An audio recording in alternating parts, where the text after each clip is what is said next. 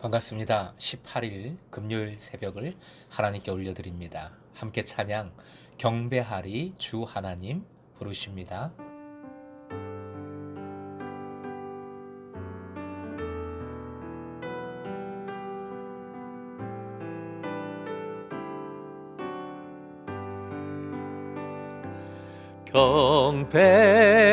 경배하리 주 하나님 전능하신 주 경배하리 평화의 왕 주를 사랑합니다. 찬양하세. 누가 주와 같으리.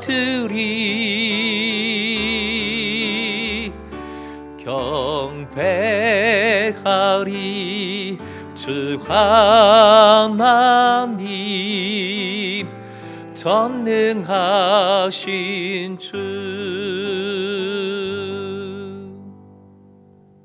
오늘 말씀은 베드로전서 3장 13절에서 22절까지 생명의 삶으로는 110쪽입니다. 함께 말씀을 읽겠습니다. 또 너희가 열심으로 선을 행하면 누가 너희를 해하리요. 그러나 의를 위하여 고난을 받으면 복 있는 자니 그들이 두려워하는 것을 두려워하지 말며 근심하지 말고 너희 마음에 그리스도를 주로 삼아 거룩하게 하고 너희 속에 있는 소망에 관한 이유를 묻는 자에게는 대답할 것을 항상 준비하되 온유와 두려움으로 하고 선한 양심을 가지라. 이는 그리스도 안에 있는 너희의 선행을 욕하는 자들로 그 비방하는 일에 부끄러움을 당하게 하리요 함이라. 선을 행함으로 고난받는 것이 하나님의 뜻일진데 악을 행함으로 고난받는 것보다 나으니라. 그리스도께서도 단번에 죄를 위하여 죽으사 의인으로서 불의한 자를 대신하셨으니 이는 우리를 하나님 앞으로 인도하려 하심이라. 육체로는 죽임을 당하시고 영으로는 살리심을 받으셨으니 그가 또한 영으로 가서 옥에 있는 영들에게 선포하시니라. 그들은 전에 노아의 날 방주를 준비할 동안 하나님이 오래 참고 기다리실 때에 복종하지 아니하던 자들이라. 방주에서 물로 말미암아 구원을 얻은 자가 몇 명뿐이니 겨우 8명이라.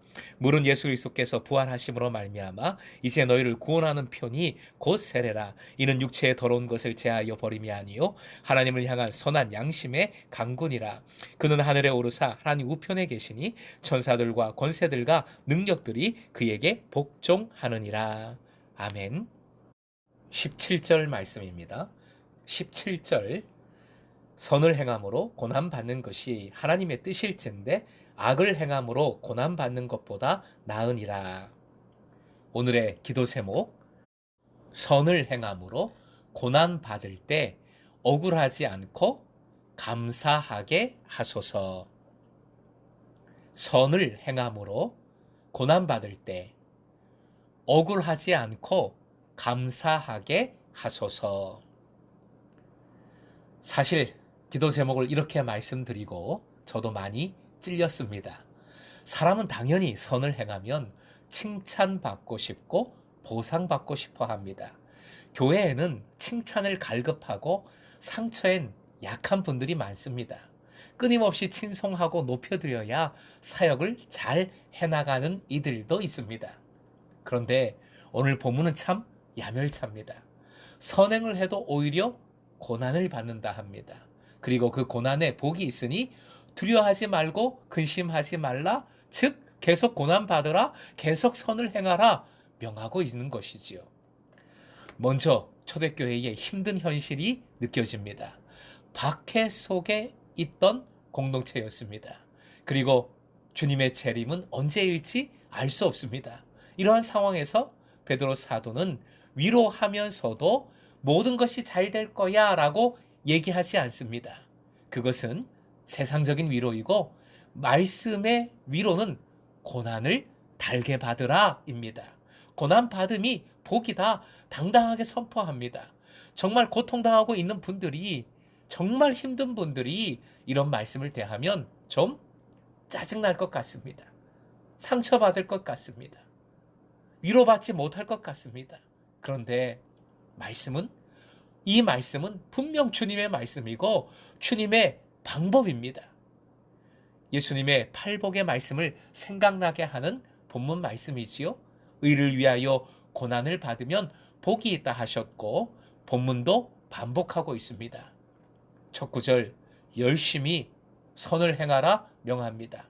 그러나 선을 행한다고 좋은 보상이 있는 것이 아닙니다. 2절 놀랍게 오히려 고난이 있다 말하지요.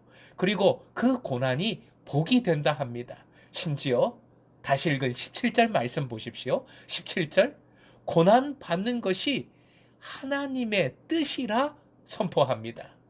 고난 받는 게 하나님의 뜻이랍니다. 세상적인 관점으로는 말도 안 되는 얘기가 이렇게 힘차게 선포되고 있습니다. 우리가 예수 그리스도로 구원받았다면 주님의 영광에도 동참하면서 주님의 고난에도 동참하는 것입니다. 믿음은 영광과 고난이 함께합니다. 우리의 영광이 하나님의 뜻이듯 고난도 하나님의 뜻임을 믿는 것이, 인정하는 것이 믿음입니다. 그리고 그렇게 살아가는 것, 그것이 영성입니다. 그러니 힘들게 하는 이들에 대해서도 온유함과 오직 주님을 경외하는 마음으로 선을 끝까지 베풀어야 합니다. 그래야 그리스도인들의 선행을 비방하는 자를 결국 머쓱하게, 부끄럽게 할 수 있는 것이지요. 16절 눈으로 확인해 주십시오. 16절 비방하는 자들에게 맞짱 뜬다고, 함께 비방한다고 비방이 사라지는 것이 아닙니다. 오히려 끝까지 선한 양심으로 선을 행해야 합니다. 그리할 때 그들의 비방이 부끄럽게 되는 것이지요. 21절 말씀, 세례는 몸을 씻는 물이 아니라 마음을 씻는 물입니다. 주님께서는 부활로 인하여 구원받은 자의 선한 양심을 이루어 주셨습니다. 그러므로 구원받은 자는, 세례받은 자는 선한 양심대로 사는 삶을 계속해서 주님 의지하는 가운데 살아가야 하는 것이지요. 하나님을 향한 선한 양심의 강군이라 라고 표현을 하고 있습니다. 모든 것을 다스리시는 주님께서 반드시 합력하여 선을 이루어 주실 겁니다. 그러기에 우리는 주님 안에서 끝까지 완전히 순종해야 합니다. 선한 행실이란 결국 이 순종함이지요. 예배처럼 드려지는 순종의 삶, 헌신의 삶, 예배의 삶을 의미합니다. 고난이 있든 뭐가 있든 결과가 내 생각과 완전히 다르든 이 선한 삶을 계속해서 살아가시길 주님의 이름으로 부탁드립니다. 분명 복된 삶인데 고난이 있습니다. 고난이 있습니다. 끝까지 주님을 의지하고 그 다스리심 안에 있으므로 고난 속에서도 오히려 감사하고 하늘의 소망을 붙들고 힘차게 나아가는 저와 여러분이 될 수 있기를 주님의 이름으로 축원드립니다.